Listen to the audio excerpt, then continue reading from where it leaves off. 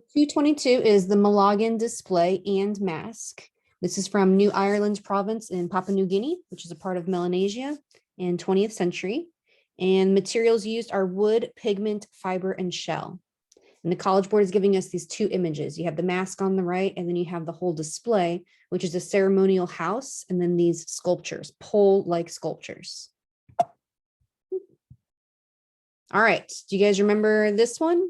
What's this called? What's this about? What's the story it's telling, or what's happening, or the function? Anything.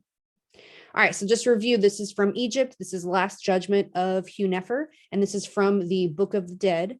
This is an Egyptian continuous narrative with Hu-Nefer on the left. He's with Anubis, and they're walking to the scales where his heart will be weighed against a feather to determine if he lived a moral life. Overall, this is showing the Egyptian belief of the afterlife and what happens to your ka, or your soul, as you're transitioning into the afterlife, right? So we're going to relate that to the Malagan. So the function of the Malagan, it is a whole ceremony. It's not just the name of that sculpture or that mask. And the ceremony facilitates the transition of a soul from the world of the living to the realm of the dead. So these are really easy to compare together, just extremely different in every way, every other form. All right, so again, we have the mask and we have the whole display. The content, it's part of an elaborate ceremony to honor deceased clan members. And all of the artworks associated with these ceremonies or festivals or rituals, any one of those words work. They're all collectively called Malagan. So the mask is Malagan, the ceremonial house, the dance, it's all Malagan. Although there is another word for the masks that we'll talk about later. All right, so some context. It takes months to years of planning for these ceremonies. You got to remember, you can't just go to the store and get a bunch of food if we're going to have a feast for the whole clan. You have to prepare. The farmers need to plant extra crops. They need to raise extra pigs. The organizers need to choreograph the dances. We need to cut down the trees for the wood, hire carvers, and build the houses. So it's just a lot of planning that goes into all of this. All right, we're going to watch a video of this guy making one of the Malagan sculptures. The sculptures are intended to be a representation of an individual's soul or a life force. It is not, obviously, if you look at that sculpture, it is not a portrait of the deceased. So let's watch this video.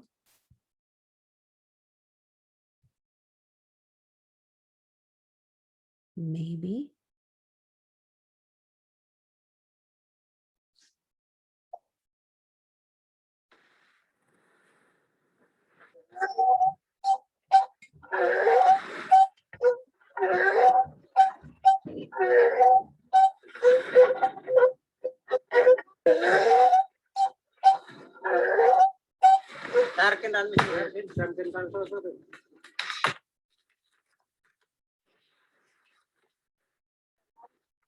Hey!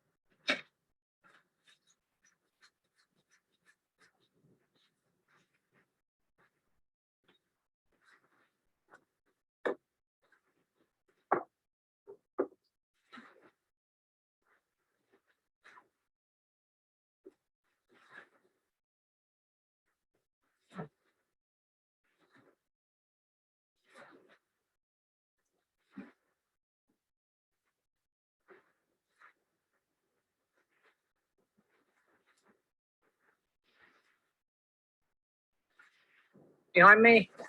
It's a Kind of the process of the whole ceremony or what happens, right? You have someone who dies, you have a funeral for them, then the preparation for the Malagan ceremony begins. And then when this could take, remember, months all the way to years, then you have the ceremonies with weeks of feasting and performances. At the end is when you reveal the display that has the sculptures. They've been kept hidden and secret. This is kind of the climax of the ceremony. And then this is when the souls would then depart those sculptures. Therefore, the carvings are destroyed. They're either burned, they're given away to foreigners, they're left to rot. It really doesn't matter anymore. So you watch that man making that sculpture and you think about all the time and efforts that goes into it. And that's something that, you know, in the West, we consider really precious and wouldn't just destroy it, but it doesn't have any meaning to them anymore. So again, it's the ritual or the ceremony itself is what matters. It's not the objects. And then once seen, the exhibits, the whole exhibit, the house, the sculptures, there's also a dance and a mask. The exhibit frees the living from their obligation to the dead. So they can move on with their life. And then that soul has departed. All right, so now we're going to move to the mask because there's two parts to the Malagan that College Board wants us to know. So unlike the sculptures, the masks are actually kept and they are reused for future Malagan ceremonies. So here's some different examples of masks and some more. All right, we're going to watch a video of a performance, then come back to these notes.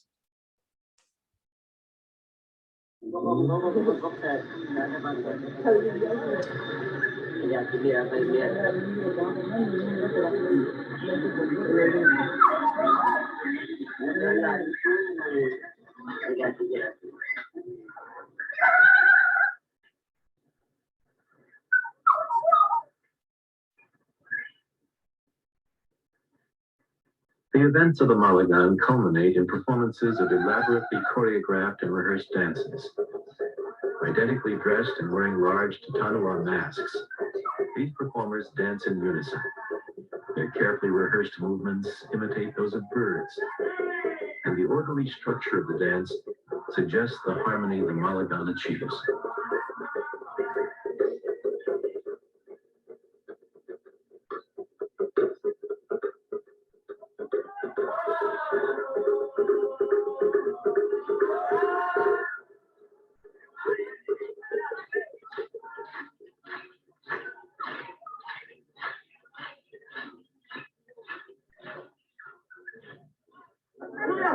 On the following day after the dances, there is a vast exchange of gifts of money and food, most importantly, meat.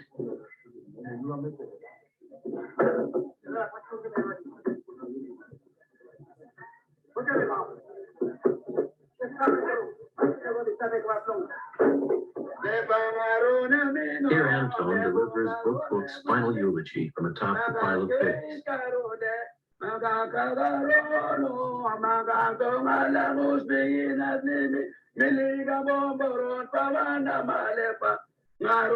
Later, the carcasses will be butchered and distributed to repay existing debts or initiate new obligations for repayment in the future. At the next such ceremony, these obligations may be met, and the cycle of exchanges continues. Beyond its immediate... I'm going to take some notes on the masks, but I also wanted to show another part of this documentary video where they're talking about the Malagan sculptures and when they cut down the wood, how they're covering it with leaves and why. The process of making these works of art, which are also called Malagans, begins with the cutting down of trees and covering them with leaves to protect them from the eyes of women as they are transported into a special enclosure surrounding the men's house. So a book I have also mentions that, how they cover it with leaves to protect it from the eyes of women. And that reminded me of the reliquary figure from Africa that's sitting on the barrel of bones. And part of that sculpture's purpose is to protect the ancestors' bones from the eyes of women. That's a good relation right there.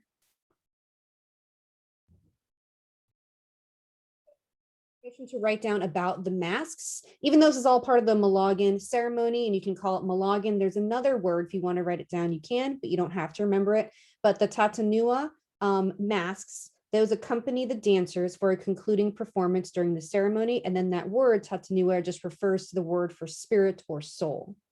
And then you guys probably saw, but the mask also accompanied a whole outfit. It was a red shirt and then a skirt made of leaves.